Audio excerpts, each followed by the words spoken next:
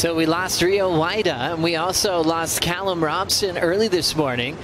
So the lower seeds surviving so far as we're approaching the cut quickly, which happens after stop number 5. You can check out this wild lineup here at Bell's. Connor O'Leary taking on Kelly Slater and Carlos Munoz, as we could potentially see a roll-in to kick off heat number 3 of the morning. Costa Rica's Carlos Munoz. Couple of fading turns, a lot of whitewater on the face. Hits it off the top, bottom turn, big section, connects well and steps off. Happen on the wave here, and we watch the replay of Carlos. Gets a nice turn to start things off, really soupy, all that foam on the face, and gets that final hit. And not a bad one. As we see Connor O'Leary getting his first turn out of the way. Stretches out the bottom turn. Not a ton to work with on this one so far. Slaps it vertically and will get a completion there.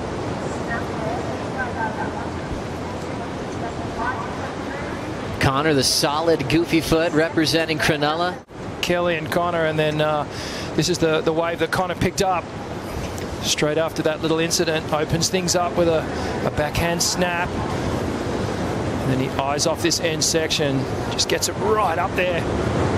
It's about 11 o'clock. Connor, you know, Kelly is always one to find a little gem in the little piece of gold in the river there. So it's whitewater river conditions right now, but yeah, we're yet to see Kelly on a decent wave, but it shouldn't be too long. Maybe right now. Looks like he will take the roll in. 11-time world champ, sets up the classic wrapping turn he's done so many times. Little whitewater wrap. You see all that foam on the face. Snap to slide, he'll control it. Now Kelly has an oncoming section to deal with. Meets it well, stays on his feet. And you can tell a lot of Victorians woke up nice and early, coming from the great city of Melbourne, and drove all the way down to the Surf Coast, not wanting to miss Kelly Slater suiting up once again. As we take a look at Kelly's wave, a beautiful wrap back into the pocket for Kelly to start things off. And just through here, you can see our surfers are just trying to keep the fin engaged, keep the board settled through this turbulent water. Kelly puts a little spice on that one with a little layback hit, but I love this 3-turn combo. We got to the finish, and Kelly Slater's in this heat. One more look at the form from Kelly. How did he start this one off? Oh, I love this. Watch the arm, back arm, brings it right around, holds that momentum of the cutback, and then a great transition, hits the whitewash, which is always dangerous as your board gets a little unsettled, and then through this inside section, it handles the bumps and foam incredibly well. Straight up for a nice snap, and just puts that little bit of spice on it, throws the back arm into the wall. Coming down to this closeout section, we know how important it is to finish these waves. At all the venues around the world, as we'll now see Connor O'Leary, the high seed in the matchup, using that backhand power, growing up surfing Cronulla, just like Mark Occhilupo. So he had an instant hero to look up to when it came to competing at Bells Beach. He'll step off. 3.17 for Connor's opener. Turn to start things off. Love how deep Connor gets on that bottom turn. Just watch him lean on that hillside rail. And things get a little slopey here. And Joe, just in these type of conditions, these big kind of wind swells that we a little bit conservative, but got to the finish. Live with Carlos Munoz. Series of cutbacks as the open face is staying fairly flat. But with that Red Bull ski on the assist, you can take it all the way through and know you're getting a lift back into position. Have we seen his best? I don't think so. I still feel like we're going to see more from him as we watch the replay here. Some nice swooping cutbacks. And the judges will be just watching this really closely. Can get a little repetitive when you're just doing those open face cutbacks on a fatter wave. They really do love to see, but really the wave not allowing Carlos to do that. But back to your point, Joe, like I feel like he's still on the way back in terms of his performance as we see Kelly. Kelly, a lot of froth and foam on the face of this one. High lines and comes down with a lot of momentum. Sets up a beautiful tight arc in the pocket.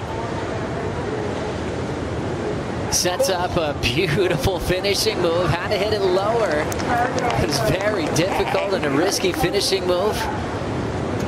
And Kalani there on the stairs enjoyed that finish from the best ever. You know, Kelly's he's picked up a bit of a gem inside here. He obviously saw something down the line, and it's these waves today that have more face and more wall down the line that give you this opportunity down here towards the end section of the bowl. That's a great turn for Kelly, up high in the lip. He gets a little late on that final hit. You can see, you know, he just really had to hang on. The 6-3-3, he'll start going, okay, I know how to get my scores in this heat. Sizable wave for Connor O'Leary. Whoa. Meets the first turn. Did well there, but then fell in the second.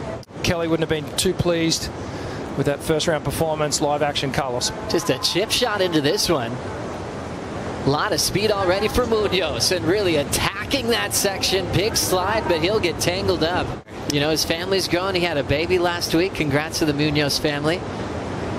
As we look at the backhand arc from Connor O'Leary. Nice section here for him to go straight up. Coming out with a lot of speed.